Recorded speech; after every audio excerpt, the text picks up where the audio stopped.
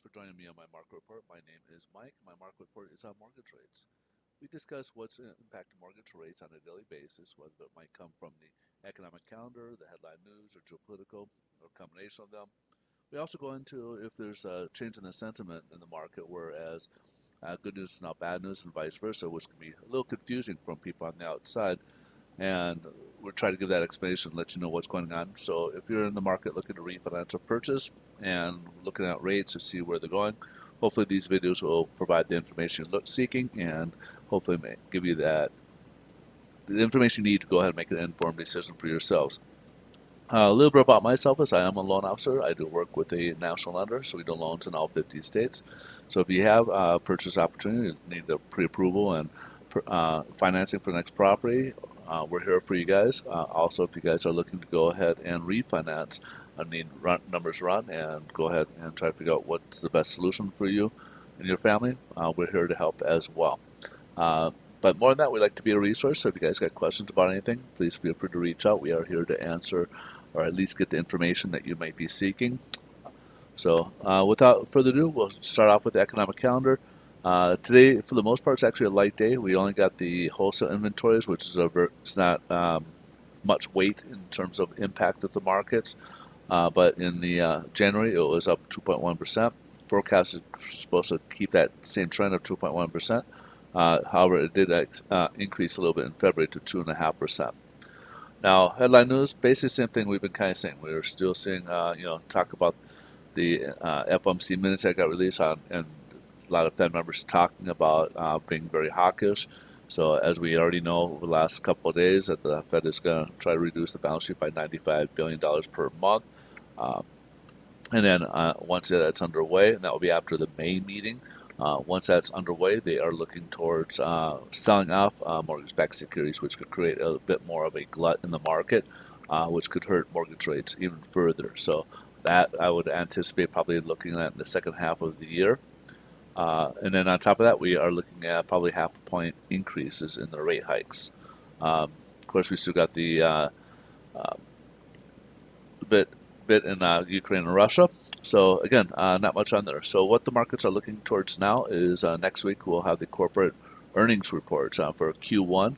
They'll begin that next week. So a lot of time, so for the most part, they are looking towards position themselves ahead of times to look at when once they start being released at where they're position wise. Stock and right now the stock market's taken more of the cue over the mortgage-backed securities because sometimes they're looking at individual stocks and that can weather this inflation uh, and weather the storm through here.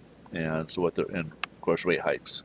So of course they're moving money back and forth, and right now we've been getting more money out of the mortgage-backed securities and then more into the equities department. So as you can see here for mortgage-backed securities, we've had a little bit of a volatile day. We're down 31 basis points, so that translates pricing to be worse than what we saw yesterday.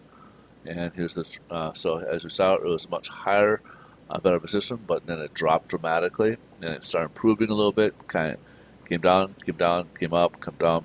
So we're off the lows, but however, we're still in obviously a pretty not great position at 31 basis points. So again, rates are a little higher today. This will be video will probably be a little short and sweet, as again, there's not a lot that's kind of impacting the markets today. So it's just more of a position period, and of course, illiquidity in the bond market here. So there's not a lot of appetite at this point. And the 10-year Treasury, of course, this keeps going up. We're seeing up to 2.71%, and we see the 2-year now down at 2.5. So that inverted curve is now, of course, steepening, which means that it is getting uh, much wider in terms of the 10-year getting much greater. The pad between the two is getting much greater. So again, it's not what causes a recession, but it's an indicator of a recession ahead. But there is no timeline as to when that might happen.